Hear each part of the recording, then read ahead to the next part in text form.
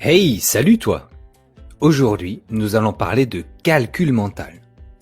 Le calcul mental, c'est quand tu mémorises, que tu enregistres dans ton cerveau des calculs pour aller vite.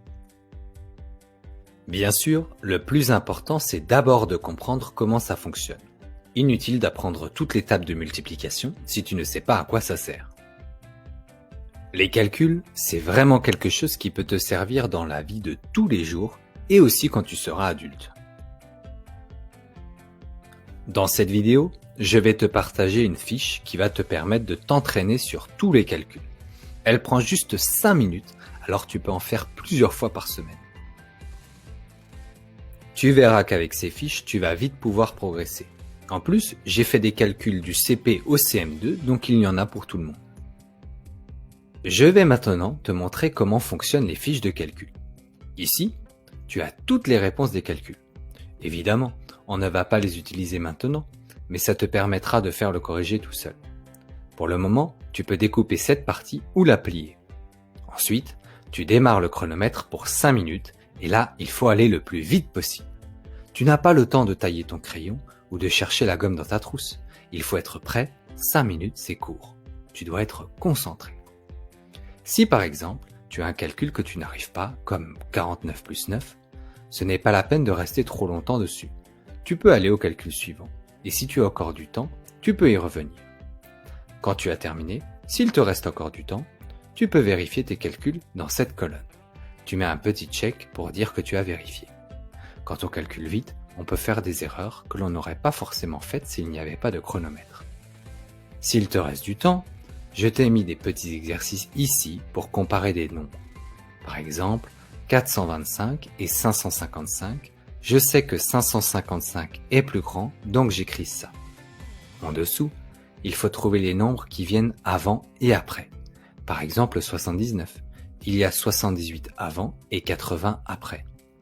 Quand les 5 minutes sont terminées, tu peux prendre les réponses et les mettre à côté pour vérifier. Tu te mets un point dès que tu as une réponse juste. À la fin, tu comptes tes points et tu les écris ici. On va dire que j'ai eu 15 points. La fiche est terminée. Maintenant, on va passer à la fiche des résultats. Eh bien, c'est celle-ci. Pour voir tous tes progrès, on va écrire tes résultats ici. Moi, c'est ma première fiche et j'ai eu 15 points. Je vais colorier les cases jusqu'à 15. Chaque case, c'est un point. On imagine ensuite qu'à la deuxième fiche, j'ai eu 20 points et à la troisième, 26 points. Ainsi, je peux voir si mes points augmentent. L'important n'est donc pas d'avoir 50, mais de progresser. Tu peux même démarrer à 4 points et monter à chaque fois d'un seul point. Il va forcément arriver des jours où tu auras moins de points pour plein de raisons différentes. Ne t'inquiète pas, c'est de l'entraînement. Je sais que 5 minutes c'est court et que ça peut être stressant d'avoir un chronomètre. Mais c'est aussi pour ça qu'on s'entraîne, pour que le cerveau puisse aussi réfléchir même quand il est stressé et au bout de quelques fiches, tu y seras vite habitué. Si j'ai créé ces fiches, ce n'est pas pour avoir toujours 50, ni pour faire mieux que ton voisin. C'est avant tout pour que tu fasses mieux que toi-même et que tu progresses. Bien sûr, il faut parfois que tu aies quelqu'un pour t'expliquer certains calculs si tu ne les as pas encore vus en classe. Pour chaque classe, j'ai mis 5 périodes. Je te conseille de commencer à la période 1 et quand tu as plusieurs 50 et que ça devient trop facile, tu passes à la période 2 et tu vas le plus loin possible comme ça.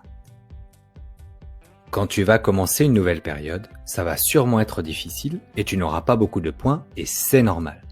Mais à chaque fois que tu vas t'entraîner, tu auras de plus en plus de calculs corrects. J'ai beaucoup d'élèves qui démarrent avec 5 points, 6 points et qui ont après les 50 calculs en 3 minutes.